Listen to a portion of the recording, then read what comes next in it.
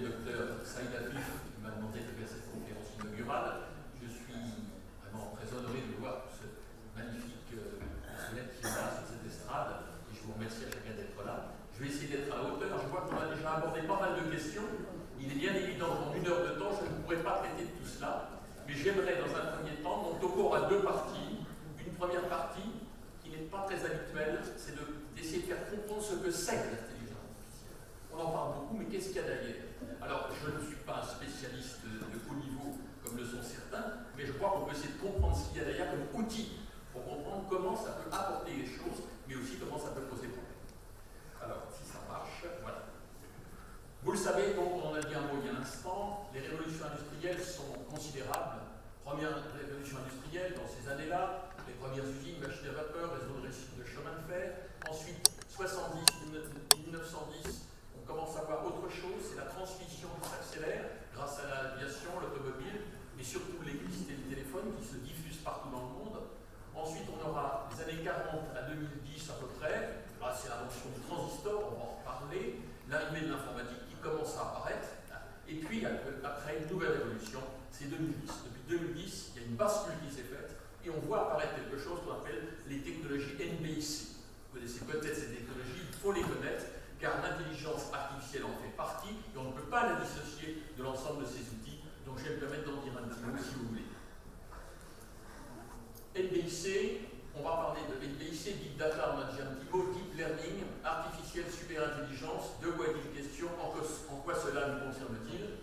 On va commencer d'abord par les nanotechnologies. Alors, NBIC, acronyme de N comme nanotechnologie, B comme biotechnologie, I comme informatique, C comme sciences cognitives, et vous voyez que tout cela se regroupe, le fameux NBIC est au milieu ici, et en fait, il va être rejoint par tous ces éléments-là, qui chacun d'eux a un élément essentiel. Si je prends par exemple ici la nanotechnologie, c'est au niveau atomique que ça se passe. Si je prends les biotechnologies, c'est au niveau génique que ça se passe. Si je prends l'informatique, c'est ce qu'on appelle les bits, qui marquent, on le verra dans un instant, le langage informatique. Et enfin, l'essence cognitive, c'est les neurones. C'est l'ensemble, la mise en route de ces éléments-là qui constitue ce qu'on appelle NBIC. Alors c'est un terme que vous avez sans doute croisé, on le voit apparaître régulièrement. Alors, je n'oublie pas de relier ça à quelque chose de très important. On en a dit un mot, c'est la place de la robotique. Alors, je ne vais pas développer du tout ce soir, mais c'est essentiel en ce moment. La robotique en médecine commence à apparaître, et vous le savez, on en a dit un petit mot, mais surtout dans le domaine technique, ça devient extrêmement important, avec des questions autres que je n'aborderai pas ce soir. Reprenons cela. Donc, qu'est-ce que c'est que ces technologies? Eh bien, elles sont mises en commun en vue d'objectifs qu'on appelle transhumanistes. Vous avez entendu parler de ça, c'est très important de le savoir, car qu'est-ce qu'il y a derrière? Eh bien, derrière ça, vous avez les géants du web. Et ça, c'est un point essentiel qu'il faut voir. Derrière, ce sont des gens qui sont, je dirais, des technico-commerciaux. Il ne faut pas l'oublier, ces gens-là font de l'argent. Donc, ayant tout ça dans notre tête, ce n'est pas gratuitement que ça se fait. Il y a des enjeux énormes sur le plan financier, et vous le connaissez, est-ce que je me suis trompé, c'est le GAFA, ce qu'on appelle, ou le GAFA avec le M, Google, Apple, Facebook, Amazon, Microsoft, et il faut connaître les gens qui sont derrière tout cela. Pour ce là ce qui est ici marqué, il n'a qu'une envie, lui, c'est que la vie devienne éternelle. Il se bagarre, il investit des milliards pour qu'un jour, l'homme ait une vie éternelle. C'est un objectif tout à fait concret qu'il développe. Ici, vous voyez Mark Zuckerberg, qui est bien sûr chez Facebook, et vous avez Elon Musk, le fameux homme qui a lancé une fusée qui s'est posée. Vous l'avez vu, la fusée est partie, elle a réussi à se poser. Et il a qu'un rêve, lui, c'est d'aller dans Mars. Et un jour, partir dans Mars le plus vite possible. Alors, en Chine, vous avez le concurrent direct, ou le parallèle direct, c'est X, avec Baidu, Alibaba, Tencent, Xiaomi, c'est vos téléphones portables que vous voyez apparaître. Alors, qu'est-ce que c'est que le transhumanisme? Les objectifs sont très simples, ils sont clairement définis. La disparition de la mort. Oui, un jour peut-être que nous ne mourrons plus parce que nous commençons à connaître les mécanismes qui sont derrière le vieillissement et la mort, nous les corrigeons. Donc votre vie sera peut-être éternelle. L'augmentation des capacités cognitives humaines, on va programmer les embryons pour qu'ils puissent avoir des plus grandes connaissances. On va monter les QI des embryons en manipulant leur génome. Ou alors on va vous brancher des petits appareils, des petites puces électroniques pour que votre cerveau ait une meilleure capacité de mémorisation. Et ça, c'est pour 2030, nous disent-ils. La fabrication de l'intelligence artificielle, on va en dire un petit mot, mais aussi la création de vie en éprouvette, on n'y est pas. Et allons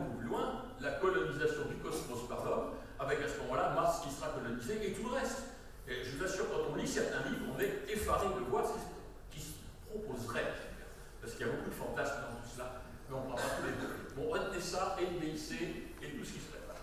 Alors, tout ça, c'est dans un contexte beaucoup plus large, c'est l'entrée dans un monde inconnu. Et ce monde inconnu, vous le savez, bon, on en a déjà dit, des mutations majeures ont lieu actuellement dans notre monde. L'univers est dominé par le développement d'outils à haut pouvoir technologique, mais aussi par des nouveaux modes de pensée. Il n'y a pas que les technologies, il y a de nouveaux modes de pensée qu'il faut commencer à connaître. Et ça a été défini ça aux États-Unis par un terme qui s'appelle VUCA, et c'est enseigné maintenant tout à fait clairement à Harvard, par exemple. Toute la pensée VUCA, c'est quoi? C'est un monde volatile, incertain, complexe et ambigu. Chacun de nous pourra y trouver des choses. Volatile, on a des séquences d'événements rapprochés. On a eu le 11 septembre, on a eu la révolution arabe, on a eu la crise monétaire. En France, on a les gilets jaunes depuis quelques temps. Qui avait prévu cette histoire des gilets jaunes? Personne. Pas les Français, en tout cas. Notre président non plus. Un monde incertain, pas possibilité de faire des prévisions à long terme. Beaucoup de remises en question des élites, des hiérarchies, les problèmes qui se posent également au niveau du climat, réchauffement climatique, dû à quoi, on ne sait pas trop. Enfin, si on pense savoir, écologie, développement, toutes ces questions quelque part qui nous montrent un avenir incertain. Alors complexe, bien sûr, je ne vais pas rentrer sur ce monde complexe, avec toutes ces nouvelles technologies dont on ne sait pas très bien comment elles vont changer nos vies, et ambigu, y a-t-il encore des valeurs universelles? Est-ce qu'il n'y a pas trop de corruption? Est-ce qu'il y a des inégalités qu'on pourra corriger un jour? Ou est-ce que ça s'aggrave? Je lisais l'autre jour un article disant que les 85 personnes les plus riches du monde avaient autant d'argent qu'1 milliard d'autres qui n'ont rien. C'est effarant de voir ça. Voilà, donc c'est... alors, derrière tout cela, l'intelligence artificielle est le puissant moteur de ces changements dans tous ces domaines que j'ai cités ici, que vous les connaissez. Et surtout, jamais oublier que le développement de l'ingénierie artificielle est sous la dépendance d'énormes trusts privés, technico-financiers, c'est des milliers de milliards de dollars actuellement investis dans ces domaines par des gens qui en touchent l'argent. Donc, n'oublions jamais cela, ce n'est pas une gratuité totale, on vous fait passer ça pour de la gratuité, mais on en dira un petit peu plus. Alors, je ne vais pas revoir tout ça, je vais m'arrêter sur I comme informatique, le I de NBIC, I comme informatique et intelligence artificielle. Alors, qu'en est-il de l'intelligence artificielle? C'est un peu notre question d'abord. Alors, en 1950, Alan Turing, celui qui avait, vous savez, trouvé la solution, les Allemands avaient un système de codage que personne n'arrivait à décoder, qui s'appelait Enigma, et Alan Turing, qui était je crois qu'il était un peu Asperger sur le plan pathologique, mais super intelligent, avait réussi à décoder ce système, et ça a valu la perte de beaucoup de sous-marins allemands pendant la Deuxième Guerre mondiale. Donc il avait lancé cette idée de dire que l'ordinateur un jour serait capable de... enfin, il avait lancé cette publication, l'ordinateur et l'intelligence, où il disait qu'un jour l'intelligence serait une nouvelle intelligence pourrait être. Alors, il avait un critère très simple. Comment identifier une intelligence artificielle? Un test. Un juge dialogue à la fois avec un humain et avec le système informatique attesté. Bon. Pour réussir, ce dernier doit leurrer le juge en répondant d'une façon aussi convaincante qu'un humain. Si la machine répond comme un humain, c'est qu'on a trouvé l'intelligence artificielle. Or, vous le savez aujourd'hui, quand vous téléphonez à beaucoup d'endroits, vous tombez sur des systèmes qui vous répondent. Et vous ne savez pas très bien qui vous répond. Système qui n'a pas de dialogue encore. Mais ça va venir quelque part, ça va venir. Donc, on s'en approche. On s'en approche.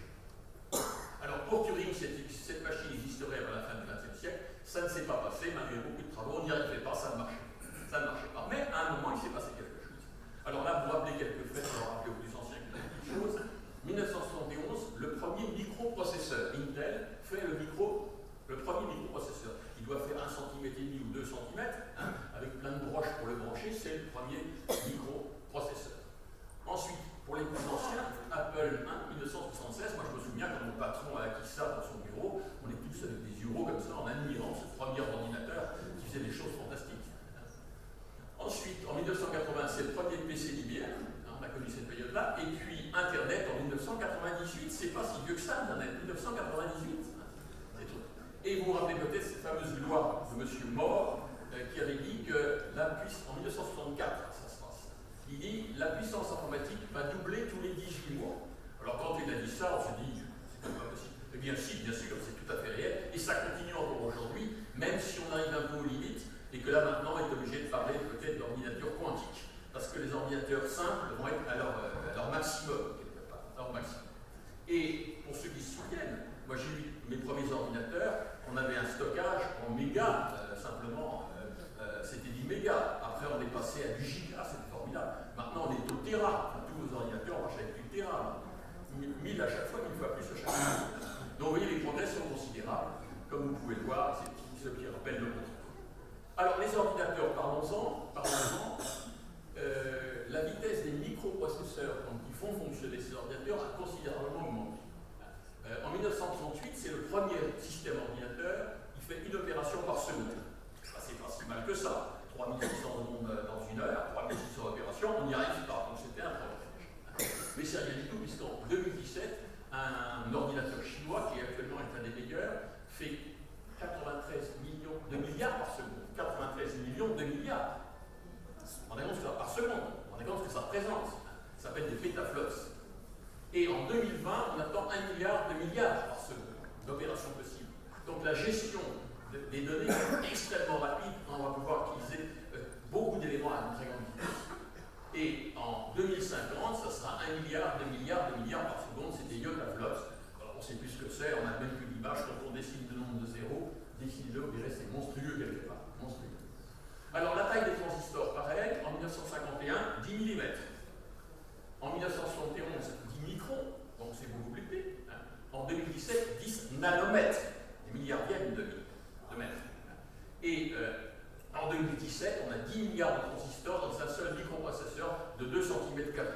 Alors donc un transistor c'est 25 atomes de large, maintenant ça sera bientôt 5 atomes de large, c'est complètement à l'échelle atomique. Alors là, vous voyez ici cette petite plaque là, c'est pas du tout le microprocesseur, ça c'est la cellule photoélectrique qui fournit de l'électricité. Et le microprocesseur, c'est la petite jaune blanche qui est ici. Vous voyez la toute petite tache blanche, c'est celui-là le microprocesseur. Bon, vous voyez que les tailles ont complètement changé.